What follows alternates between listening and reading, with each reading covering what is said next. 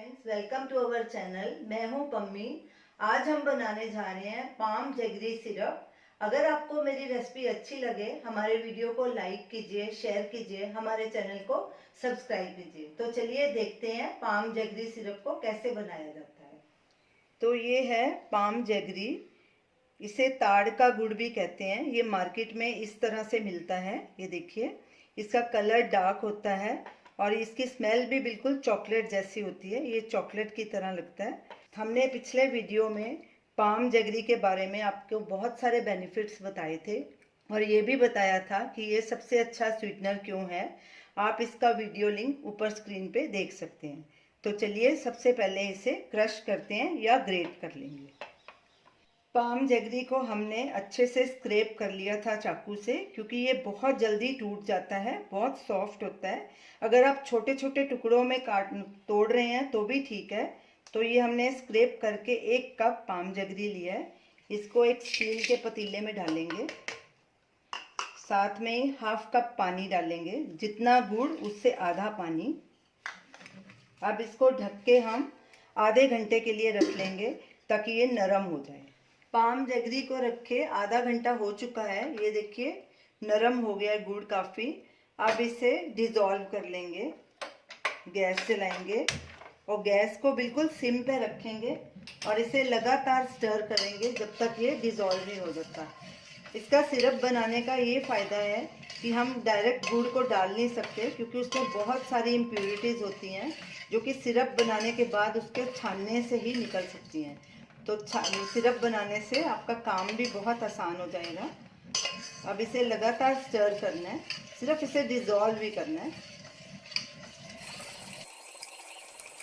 गुड़ देखिए अच्छे से डिज़ोल्व हो गया। इसको 2-2.5 मिनट ही लगे हैं। ये देखिए पूरी तरह से डिज़ोल्व हो गया। अब गैस बंद करके इसे छान लेंगे।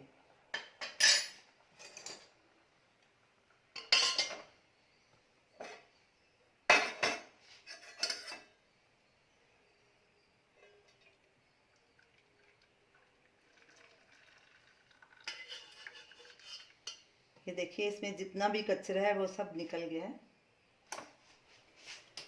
अब इस सिरप को थोड़ा हल्का गाढ़ा करेंगे, ज़्यादा गाढ़ा नहीं करना। गैस को लो मीडियम के बीच में करेंगे और कड़छी लगातार चलाएंगे। इसे बहुत ज़्यादा गाढ़ा नहीं करना, क्योंकि ठंडा होने के बाद ये और गाढ़ा हो जाएगा। अगर आपका सिरप काफ़ी ठंडा होने के बाद भी गाढ़ा हो जाए तो उसमें थोड़ा सा गर्म पानी ऐड करके उसे पतला कर सकते हैं। लगातार कड़छी चलाएंगे और इसके लिए स्टील का बर्तन ही यूज़ करना है और दूसरा कोई नहीं।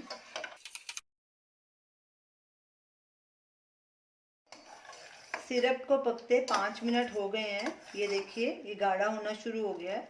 ऐसी इसकी कंसिस्टेंसी होनी चाहिए, क्योंकि ये ठंडा होने के बाद और गाढ़ा होएगा। गैस बंद करेंगे और इसे एक बोल में ट्रांसफ़र कर लेंगे।